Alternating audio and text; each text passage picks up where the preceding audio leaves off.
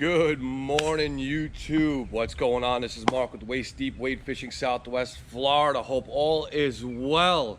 We are on vacation down here in Estero Bay, and there's going to be two types of species of fish that we're going to be hunting.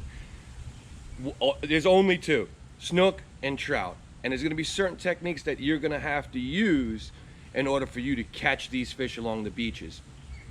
Now, not many people know that this time of year, from May to right around October, large female snook are going to come along the beaches and hunt and breed in the trough line. So there's going to be certain techniques and certain baits that I'm going to show you here today that are going to help you get those snook on the end of your line. So let's jump right into it. First bait of choice that I'm going to go with is we're going to go ahead and talk about this right here. The Mirror Skin Series. Now, this is a sinking bait, and when you're working a trough line, you're going to be working between 1 and 3 foot of water. Now, you don't want to be casting straight out into the sea like most people would think. You want to stand parallel to the shore and work this particular type of lure into the tide and back to you. The more natural it looks, the more of a chance that you're going to get a bite.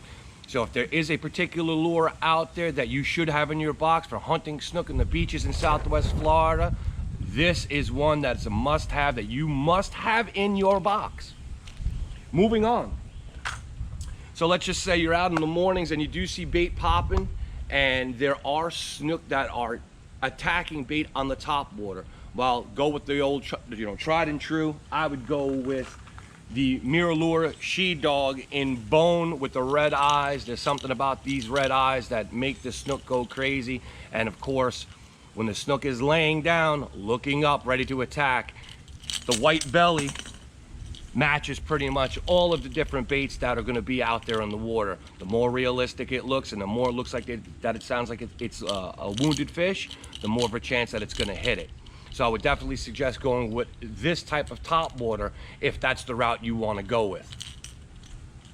And then last but not least, obviously, a lot of the bait out there also have a silver tone to them. Now again, if you're going with the top water bait and you are hunting snook in the trough lines, you want something with a silver belly. So here is the Mirror She Pup. It's a smaller profile bait, but it has the same style of knock, and it's going to call the fish to you. Now, me personally, I'm only going to throw top waters in the morning along the beaches as the sun is coming up. Once that's done, I'm going to be moving into a jig and a soft plastic.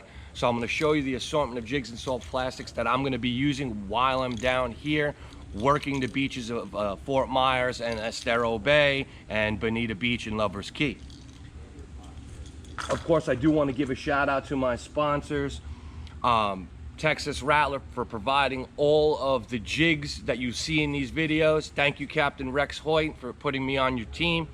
Here are some of the baits, some of the jig heads that we'll be using.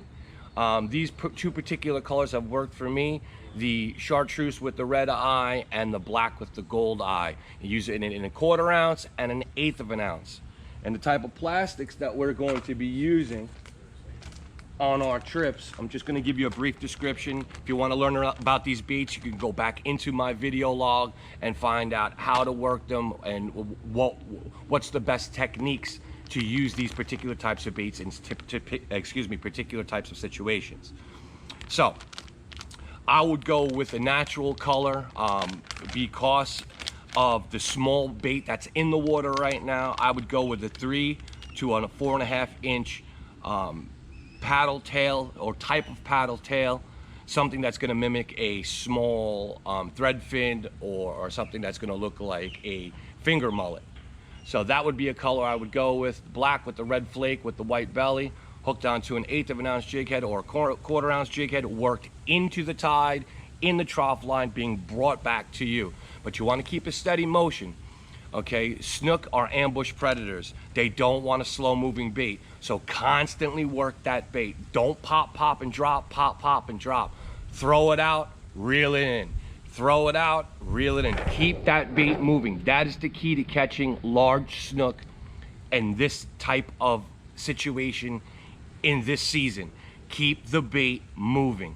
Remember, very important, keep it moving. Moving on to the next soft plastic that would also work for you in these particular situations. I would say go with a down south lure, and of course in my favorite color, chicken on the chain.